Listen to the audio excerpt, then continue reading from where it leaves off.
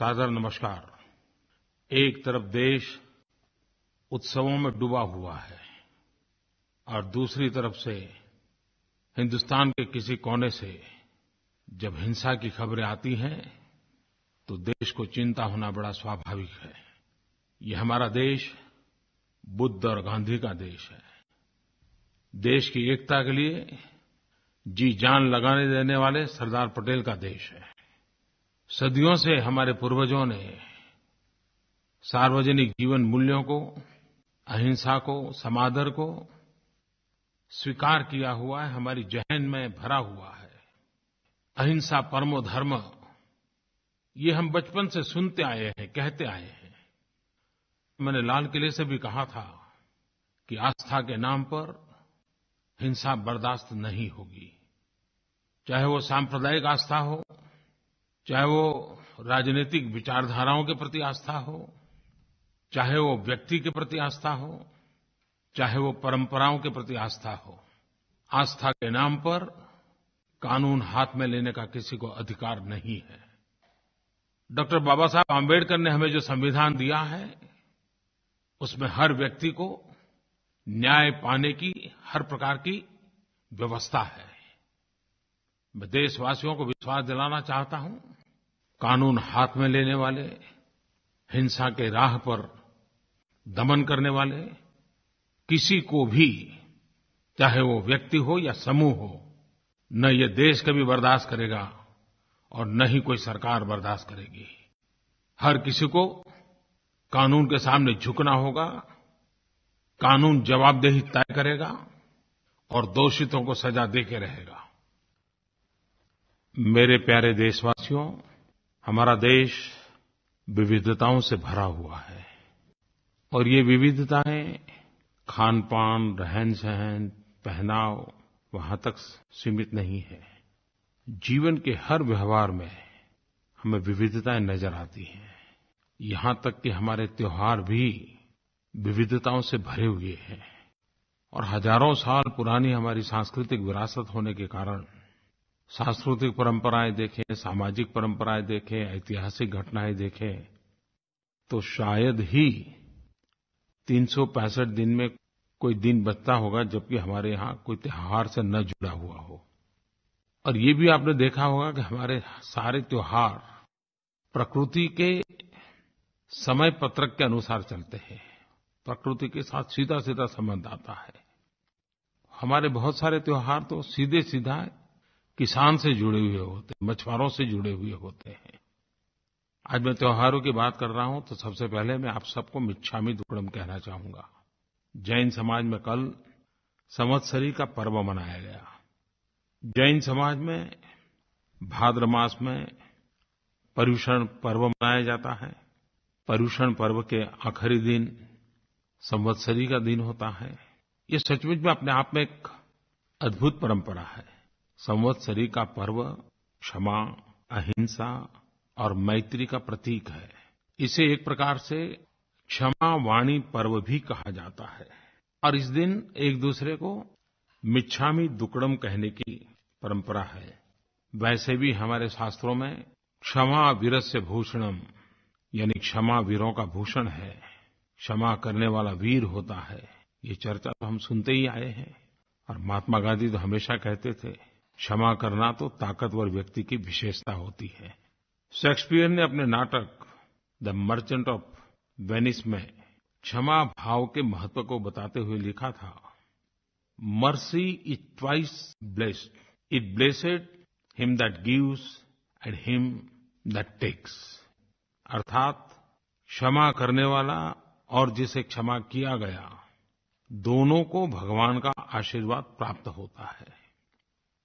मेरे प्यारे देशवासियों, इन दिनों हिंदुस्तान के हर कोने में गणेश चतुर्थी की धूम मची हुई है और जब गणेश चतुर्थी की बात आती है तो सार्वजनिक गणेशोत्सव की बात स्वाभाविक है। बाल गंगाधर लोकमान्य तिलक ने 125 साल पूर्व इस परंपरा को जन्म दिया और पिछले 125 साल आज़ादी के पहले वो आज़ादी आंदोलन का प्रतीक बन गए थे और आज़ादी के बाद वे समाज शिक्षा, सामाजिक चेतना जगाने के प्रतीक बन गए हैं। गणेश चतुर्थी का पर्व 10 दिनों तक चलता है। इस महापर्व को एकता, समता और शुचिता का प्रतीक कहा जाता है। सभी देशवासियों को गणेशोत्सव की बहुत-बहुत शुभकामनाएं। अभी केरल में ओणम का त्योहार मनाया जा रहा है। भारत के रंगबिरंगे त्योहारों में से एक ओणम केरल का एक प्रमुख त्योहार है। ये पर्व अपने सामाजिक और सांस्कृतिक महत्व के लिए जाना जाता है। ओणम का पर्व केरल की समृद्ध सांस्कृतिक धरोहर को प्रदर्शित करता है। ये पर्व समाज में प्रेम और सौहार्द का संदेश देने के साथसाथ लोगों के मन में एक नई उमंग, नई आशा, नया विश्वास जागृत करता है। और अब तो हमारे त्योहार भी टूरिज्म के आकर्षण का भी कारण बनते जा रहे हैं। और मैं तो देशवासियों से कहूँगा कि जैसे गुजरात में नवरात्रि का उत्सव या बंगाल में दुर्गा उत्सव एक प्रकार से टूरिज्म का आकर्षण बन चुके हैं, हमारे और त्योहार भी विदेशियों को आकर्षित करने के लिए एक अवसर है। उस दिशा में हम क्या कर सकते हैं, सोचना चाहिए। इन त्योहारों की श्रृंखला में कुछ ही दिन बाद देश भर में ईद-उल-जुहा का पर्व भी मनाया जाएगा। सभी देशवासियों को ईद-उल-जुहा की बहुत-बहुत बधाइयाँ, बहुत शुभकामनाएं। त्योहार हमारे लिए आस्था और विश्वास के प्रतीक तो है ही। हमें नए भारत में त्योहारों को स्वच्छता का भी प्रतीक बनाना है। पारिवारिक जीवन में तो त्योहार और स्वच्छता जुड़े हुए हैं। त्योहार की तैयारी का मतलब है साफ़-सफ़ाई। ये हमारे लिए कोई नई चीज़ नहीं है, लेकिन ये सामाजिक स्वभाव बनाना भी ज़रूरी है। सार्वजनिक रूप से स्वच्छता का आग्रह सिर्फ घर में नहीं, हमारे पूरे गाँव में, पूरे नगर में, पूरे शहर में, हमारे राज्य में, हमारे देश में स्वच्छता ये त्योहारों के साथ एक अटूट हिस्सा बनना ही चाहिए। मेरे प्यारे देशवासियों, आधुनिक होने की परिभाषाएं बदलती चली जा रही हैं। इन दिनों एक नया डायमेंशन, एक नया पैरामीटर, आप कितने संस्कारी हो, कितने आधुनिक हो, आपकी थॉट प्रोसेस कितनी मॉडर्न है, इसे जानने में एक तराजू भी काम में आने लगा है। और वो है एनवायर्नमेंट के प्रति आप कितने सजग हैं। आपकी अपनी गतिविधियों में इको फ्रेंडली, एनवायर्नमेंट फ्रेंडली व्यवहार है कि उसके खिलाफ है। समाज में अगर उसके खिलाफ है तो बुरा माना जाता है। और उसी का परिणाम मैं देख रहा हूँ कि इन दिनों ये गणेशोत्सव में भी इको फ्रेंडली गणपति मानो एक बड़ा अभियान खड़ा हो गया है।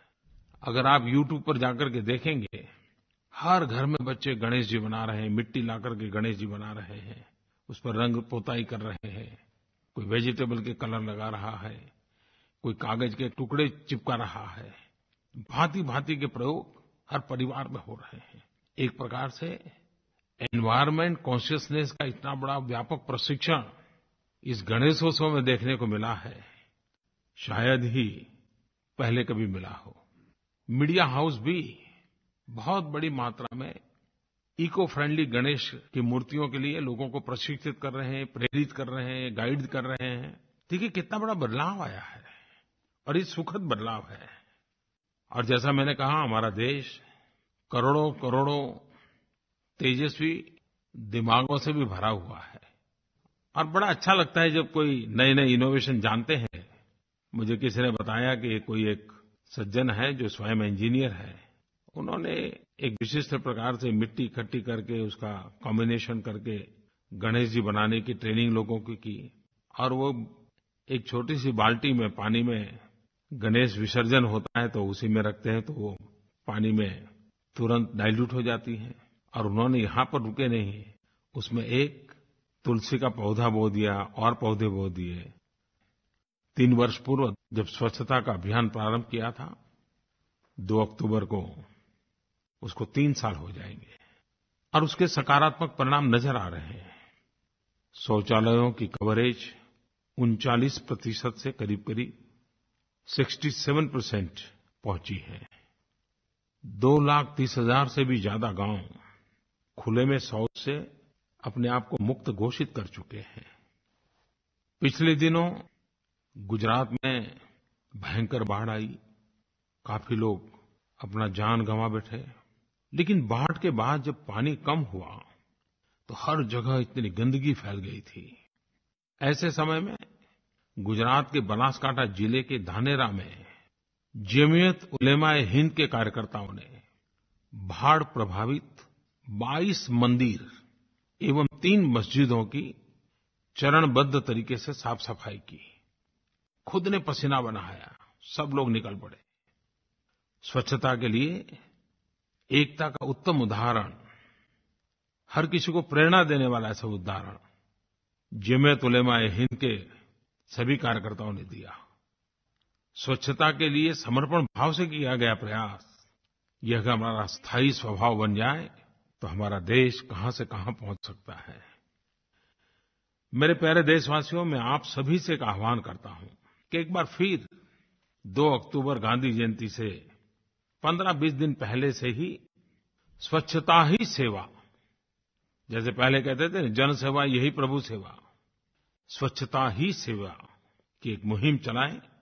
पूरे देश में स्वच्छता के लिए माहौल बनाएं। जैसा अवसर मिले, जहाँ भी अवसर मिले, हम अवसर ढूंढें, लेकिन हम सभी जुड़ें। इसे एक प्रकार से कि दिवाली की तैयारी मान लें, इसे एक प्रकार से नवरात्रि की तैयारी मान लें, दुर्गा पूजा की तैयारी मान लें।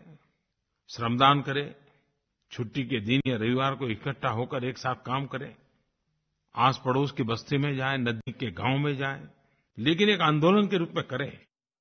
मैं सभी एनजीओएस को, स्कूलों को, कॉलेजेस को, सामाजिक, सांस्कृतिक, राजनीतिक नेतृत्व को, सरकार के अफसरों को, कलेक्टरों को, सरपंचों को, हर किसी से आग्रह करता हूँ कि 2 अक्टूबर महात्मा गांधी की जन्म जयंती के पहले ही 15 दिन हम एक ऐसी स्वच्छता का वातावरण बनाएं, ऐसा स्वच्छता खड़ी कर दें कि 2 अक्टूबर सचमुच में गांधी के सपनों वाली 2 अक्टूबर हो जाए। पेयजल एवं स्वच्छता मंत्रालय ने mygov.in पर एक सेक्शन बनाया है, जहाँ शौचालय निर्माण के बाद आप अपना नाम और उस परिवार का नाम प्रविष्ट कर सकते हैं जिसकी आपने मदद की है। मेरे सोशल मीडिया के मित्र कुछ रचनात्मक अभियान चला सकते हैं और वर्चुअल वर्ल्ड को धरातल पर काम हो उसकी प्रेरणा बना सकते हैं। स्वच्छ संकल्प से स्वच्छ सिद्धि प्रतियोगिता, पेयजल एवं स्वच्छता मंत्रालय द्वारा ये अभियान, जिसमें आप निबंध की स्पर्धा है, लघु फिल्म बनाने की स्पर्धा है, चित्रकला प्रतियोगिता आयोजित किया जा रहा है। इसमें आप विभिन्न भाषाओं में निबंध लिख सकते हैं और उसमें कोई उम्र की मर्यादा नहीं है, कोई एज लिमिट नहीं है। आप शॉर्ट फिल्म बना सकते हैं, अपने मोबाइल से बना सकते हैं, 2-3 मिनट की फिल्म बना सकते हैं जो स्वच्छता के लिए प्रेरणा दे। वो किसी भी लैंग्वेज में हो सकती है, वो साइलेंट भी हो सकती हैं। ये जो प्रतियोगिता में हिस्सा लेंगे उसमें से जो बेस्ट 3 लोग चुने जाएंगे, डिस्ट्रिक्ट लेवल पे 3 होंगे, स्टेट लेवल पे 3 होंगे, उनको पुरस्कार दिया जाएगा। तो मैं हर किसी को निमंत्रण देता हूँ कि आइए स्वच्छता के इस अभियान के इस रूप में भी आप जुड़े। मैं फिर एक बार कहना चाहता हूँ कि इस बार 2 अक्टूबर गांधी जयंती को स्वच्छ 2 अक्टूबर मनाने का संकल्प करें और इसके लिए 15 सितंबर से ही स्वच्छता ही सेवा इस मंत्र को घर-घर पहुँचाएं। स्वच्छता के लिए कोई न कोई कदम उठाएं, स्वयं परिश्रम करके इसमें हिस्सेदार बने। आप देखिए गांधी जयंती की 2 अक्टूबर कैसी चमकेगी। आप कल्पना कर सकते हैं 15 दिन की सफाई की इस अभियान के बाद, स्वच्छता ही सेवा के बाद 2 अक्टूबर को जब हम गांधी जयंती मनाएंगे तो पूज्य बापू को श्रद्धांजलि देने का हमारे भीतर कितना एक पवित्र आनंद होगा। मेरे प्यारे देशवासियों, मैं आज एक विशेष रूप से आप सबका ऋण स्वीकार करना चाहता हूँ। हृदय की गहराई से मैं आपका आभार व्यक्त करना चाहता हूँ। इसलिए नहीं कि इतने लंबे अरसे तक आप मन की बात से जुड़े रहे।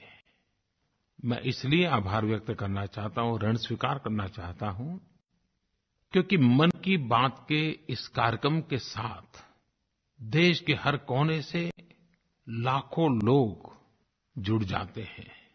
सुनने वाले की संख्या तो करोड़ों में है, लेकिन लाखों लोग मुझे कभी पत्र लिखते हैं, कभी मैसेज देते हैं, कभी फ़ोन पे संदेश आ जाता है। मेरे लिए एक बहुत बड़ा खजाना है। देश के जन-जन के मन को जानने के लिए ये मेरे लिए एक बहुत बड़ा अवसर बन गया है। आप जितना मन की बात का इंतज़ार करते हैं, उससे ज़्यादा मैं आपके संदेशों का इंतज़ार करता हूँ। मैं लालायित रहता हूँ, क्योंकि आपकी हर बात से मुझे कुछ सीखने को मिलता है। मैं जो कर रहा हूँ, उसको कसौटी पर कसने का अवसर मिल जाता है। बहुत सी बातों को नए तरीके से सोचने के लिए आपकी छोटी-छोटी बातें भी मुझे काम आती हैं। और इसलिए मैं आपके इस योगदान के लिए आपका आभार व्यक्त करता हूँ, आपका ऋण स्वीकार करता हूँ। और मेरा प्रयास रहता है कि ज़्यादा से ज़्यादा आपकी बातों को मैं स्वयं देखूँ, सुनूँ, पढूँ, समझूँ। और ऐसी-ऐसी बातें आती हैं। अब देखिए, अब इस फ़ोन कॉल से आप भी अपने आप को कोरिलेट करते होंगे।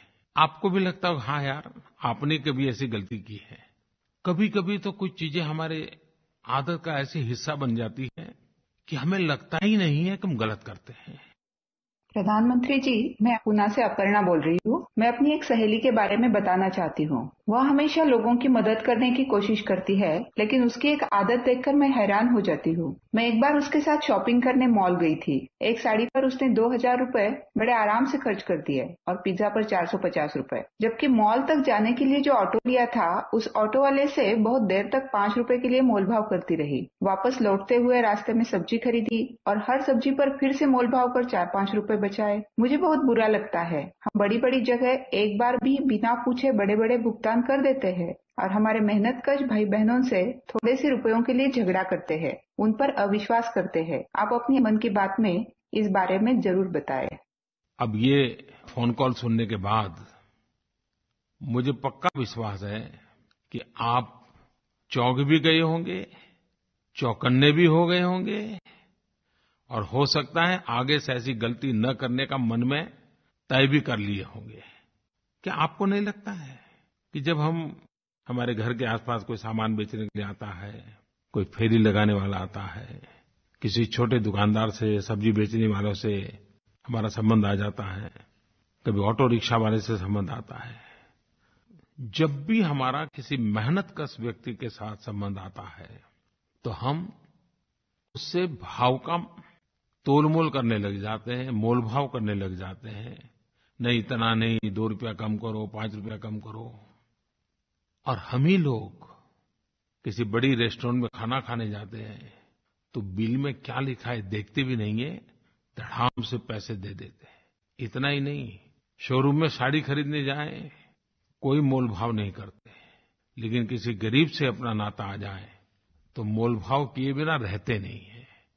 गरीब के मन को क्या होता होगा, ये कभी आपने सोचा है?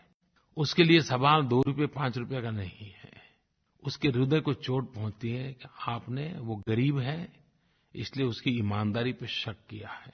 2 रुपया 5 रुपया आपके जीवन में कोई फ़र्क नहीं पड़ता है, लेकिन आपकी ये छोटी-सी आदत उसके मन को कितना गहरा धक्का लगाती होगी, कभी सोचा है?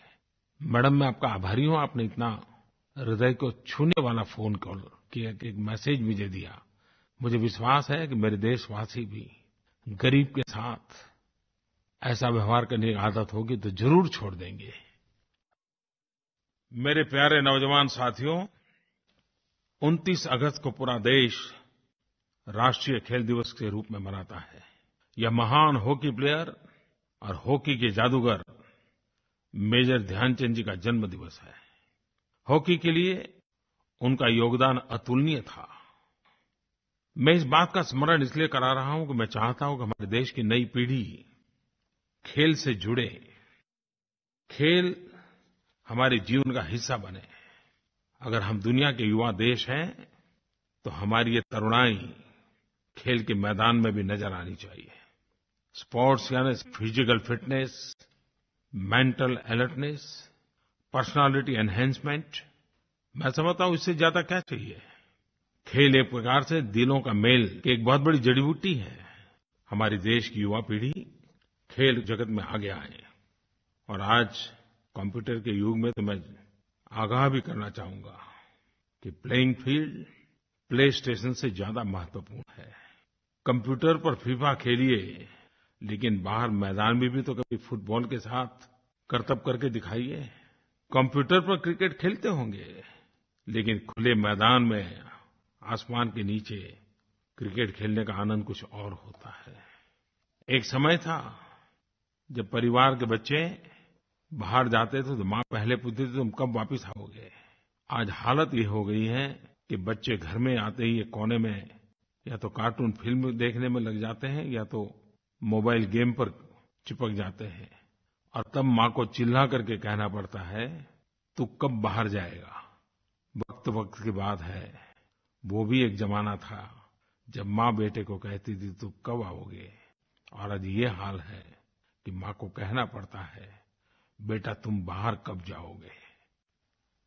नौजवान दोस्तों, खेल मंत्रालय ने खेल प्रतिभा की खोज और उन्हें निखारने के लिए एक स्पोर्ट्स टैलेंट सर्च पोर्टल तैयार किया है, जहाँ पूरे देश से कोई भी बच्चा जिसने खेल के क्षेत्र में कुछ उपलब्धि हासिल की है, उनमें टैलेंट हो, वो इस पोर्टल पर अपना बायोडाटा या वीडियो अपलोड कर सकता है।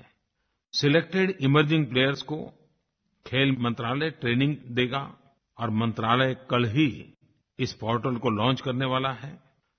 हमारे नौजवानों के लिए तो खुशी की खबर है कि भारत में 6 से 28 अक्टूबर तक फीफा अंडर 17 वर्ल्ड कप का आयोजन होने जा रहा है। दुनिया भर से 24 टीमें भारत को अपना घर बनाने जा रही हैं। आइए, विश्व से आने वाले हमारे नौजवान मेहमानों का खेल के उत्सव के साथ स्वागत करें, खेल को एंजॉय करें, देश में एक माहौल बनाएं। जब मैं आज खेल की बात कर रहा हूं तो मैं पिछले हफ्ते एक मेरे मन को बड़ा ही छू जाने वाली घटना घटी, देशवासियों के साथ शेयर करना चाहता हूं। मुझे बहुत ही छोटी आयु की कुछ बेटियों से मिलने का मौका मिला, और उसमें से कुछ बेटियां तो हिमालय में पैदा हुई थी, समंदर से जिनका कभी नाता भी नहीं था। ऐसी हमारी देश की 6 बेटियां जो नेवी में काम करती हैं, उनका जज्बा, उनका हौसला हम सबको प्रेरणा देने वाला है। ये 6 बेटियां एक छोटी सी बोट लेकर के INSV तरिणी उसको लेकर के समंदर पार करने के लिए निकल पड़ेगी। इस अभियान का नाम दिया गया है नाविका सागर परिक्रमा, और वे पूरी विश्व का भ्रमण करके महीनों के बाद, कई महीनों के बाद भारत लौटेगी। कभी एक साथ 40-40 दिन पानी में बिताएगी, कभी 30-30 दिन पानी में बिताएगी। समंदर के लहरों के बीच साहस के साथ हमारी ये 6 बेटियां, और ये विश्व में पहली घटना हो रही है। कौन हिंदुस्तानी होगा जिन्हें हमारी इन बेटियों पर नाज न हो। मैं इन बेटियों के जज्बे को सलाम करता हूं, और मैंने उनसे कहा है कि वो पूरे देश के साथ अपने अनुभवों को साझा करें।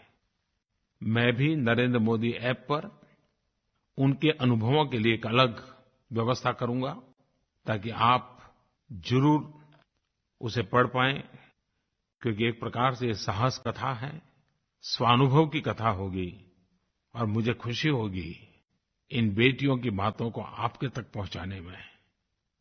मेरी इन बेटियों को बहुत-बहुत शुभकामनाएं, बहुत-बहुत आशीर्वाद है। मेरे प्यारे देशवासियों, 5 सितंबर को हम सब शिक्षक दिवस मनाते हैं। हमारे देश के भूतपूर्व राष्ट्रपति डॉक्टर राधाकृष्णन जी का जन्म दिवस है। वे राष्ट्रपति थे, लेकिन जीवन भर अपने आप को एक शिक्षक के रूप में ही वो प्रस्तुत करते थे। वो हमेशा शिक्षक के रूप में ही जीना पसंद करते थे।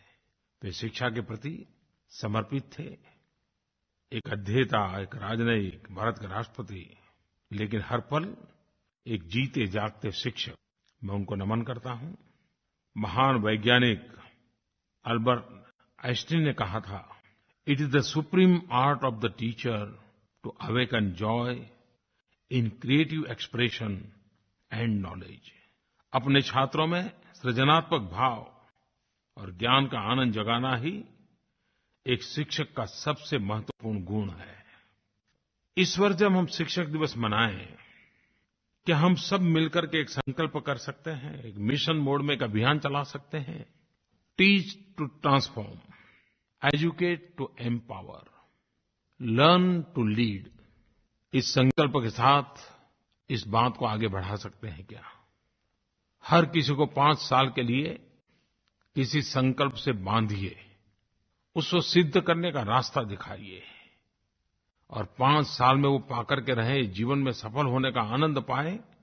ऐसा माहौल हमारी स्कूल, हमारे कॉलेज, हमारे शिक्षक, हमारे शिक्षा संस्थान ये कर सकते हैं। और हमारे देश में जब हम ट्रांसफॉर्मेशन की बात करते हैं तो जैसे परिवार में माँ की याद आती है, वैसे ही समाज में शिक्षक की याद आती है। ट्रांसफॉर्मेशन में शिक्षक की बहुत बड़ी भूमिका रहती है। हर शिक्षक के जीवन में कहीं न कहीं ऐसी घटनाएँ हैं कि जिसके सहज प्रयासों से किसी की ज़िंदगी के ट्रांसफॉर्मेशन में सफलता मिली होगी। अगर हम सामूहिक प्रयास करेंगे तो राष्ट्र के ट्रांसफॉर्मेशन में हम बहुत बड़ी भूमिका अदा करेंगे। आइए, टीच टू ट्रांसफॉर्म, इस मंत्र को लेकर के चल पड़े। प्रणाम प्रधानमंत्री जी, मेरा नाम है डॉक्टर अनन्या अवस्थी। मैं मुंबई शहर की निवासी हूँ और हार्वर्ड यूनिवर्सिटी के इंडिया रिसर्च सेंटर के लिए काम करती हूँ। एक रिसर्चर के तौर पे मेरी विशेष रुचि रही है वित्तीय समावेशन, या जिसको हम फाइनेंशियल इंक्लूजन कहते हैं, इनसे रिलेटेड सोशल वेलफेयर स्कीम्स को लेकर। और मेरा आपसे प्रश्न ये है कि 2014 में जो जनधन योजना लॉन्च हुई, क्या आप कह सकते हैं, क्या आंकड़े ये दिखाते हैं कि आज 3 साल बाद भारतवर्ष फाइनेंशियली ज्यादा सिक्योर है या ज्यादा सशक्त है? और क्या ये सशक्तिकरण और सुविधाएं हमारी महिलाओं को, किसानों को, मजदूरों को गांव और कस्बों तक भी प्राप्त हो पाई हैं? धन्यवाद। मेरे प्यारे देशवासियों, प्रधानमंत्री जनधन योजना, फाइनेंशियल इंक्लूजन, ये भारत में नहीं, पूरे विश्व में आर्थिक जगत के पंडितों की चर्चा का विषय रहा है। 28 अगस्त 2014 को मन में एक सपना लेकर के इस अभियान को प्रारंभ किया था। कल 28 अगस्त को इस प्रधानमंत्री जनधन योजना के अभियान को 3 साल हो रहे हैं। 30 करोड़ नए परिवारों को इसके साथ जोड़ा है, बैंक अकाउंट खोला है। दुनिया के कई देशों की आबादी से भी ज्यादा ये नंबर है। आज मुझे एक बहुत बड़ा समाधान है कि 3 साल के भीतर समाज का उस आखिरी छोर पर बैठा हुआ मेरा गरीब भाई देश की अर्थव्यवस्था की मूल धारा का हिस्सा बना है। उसकी आदत बदली है, वो बैंक में आने जाने लगा है, वो पैसों की बचत करने लगा है, वो पैसों की सुरक्षा महसूस कर रहा है। कभी पैसे हाथ में रहते हैं, जेब में रहते हैं, घर में हैं, तो फालतू खर्च करने का मन कर जाता है। अब एक संयम का माहौल बना है और धीरे-धीरे उसको भी लगने लगा है कि पैसे कहीं बच्चों के काम आ जाएंगे। आने वाले दिनों में कोई अच्छा काम करना है तो पैसे काम आएंगे। इतना ही नहीं, जो गरीब अपने जेब में रुपए कार्ड देखता है तो अमीरों की बराबरी में अपने आप को पाता है कि उनके जेब में भी क्रेडिट कार्ड है, मेरे जेब में भी रुपए कार्ड है। वो एक सम्मान का भाव महसूस करता है। प्रधानमंत्री जनधन योजना में हमारे गरीबों के द्वारा करीब 65,000 करोड़ रुपया बैंकों में जमा हुआ है। एक प्रकार से गरीब की ये बचत है, ये आने वाले दिनों में उसकी ताकत है। और प्रधानमंत्री जनधन योजना के साथ जिसका अकाउंट खुला, उसको इंश्योरेंस का भी लाभ मिला है। प्रधानमंत्री जीवन ज्योति बीमा योजना, प्रधानमंत्री सुरक्षा बीमा योजना, 1 रुपया, 30 रुपया, बहुत मामूली सा प्रीमियम आज वो गरीबों की जिंदगी में एक नया विश्वास पैदा कर कई परिवारों में। 1 रुपये के बीमे के कारण जब परिवार में संकट आया, परिवार के मुखिया का जीवन अंत हो गया, कुछ ही दिनों में उसे 2 लाख रुपए मिल गए। प्रधानमंत्री मुद्रा योजना, स्टार्टअप योजना, स्टैंड अप योजना, दलित हो, आदिवासी हो, महिला हो, पढ़ लिख करके निकला हुआ नौजवान हो, अपने पैरों पर खड़े होकर के कुछ करने का इरादा वाले नौजवान हो, करोड़ों करोड़ नौजवानों को प्रधानमंत्री मुद्रा योजना से बैंकों से बिना कोई गारंटी पैसे मिले और वो स्वयं अपने पैरों पर खड़े हुए। इतना ही नहीं, हर किसी ने एकाध 2 को रोजगार देने का सफल प्रयास भी किया है। पिछले दिनों बैंक के लोग मुझे मिले थे। जनधन योजना के कारण, इंश्योरेंस के कारण, रुपे कार्ड के कारण, प्रधानमंत्री मुद्रा योजना के कारण सामान्य लोगों को कैसा लाभ हुआ है उसका उन्होंने सर्वे करवाया और बड़ी प्रेरक घटनाएं मिली। आज इतना समय नहीं है, लेकिन मैं जरूर ऐसी घटनाओं को बैंक के लोगों से कहूँगा कि वो mygov.in पर उसको अपलोड करें, लोग पढ़ें, लोगों को उससे प्रेरणा मिलेगी कि कोई योजना व्यक्ति के जीवन में कैसे ट्रांसफॉर्मेशन लाता है, कैसे नई ऊर्जा भरता है, कैसे नया विश्वास भरता है। इसके सैकड़ों उदाहरण मेरे सामने आए हैं। आप तक पहुँचाने का मैं पूरा प्रयास करूँगा। और ऐसी प्रेरक घटना है कि मीडिया के लोग भी इसका पूरा लाभ उठा सकते हैं। वे भी ऐसे लोगों से इंटरव्यू करके नई पीढ़ी को नई प्रेरणा दे सकते हैं। मेरे प्यारे देशवासियों, फिर एक बार आपको मिच्छामी दुक्कड़म, बहुत-बहुत धन्यवाद।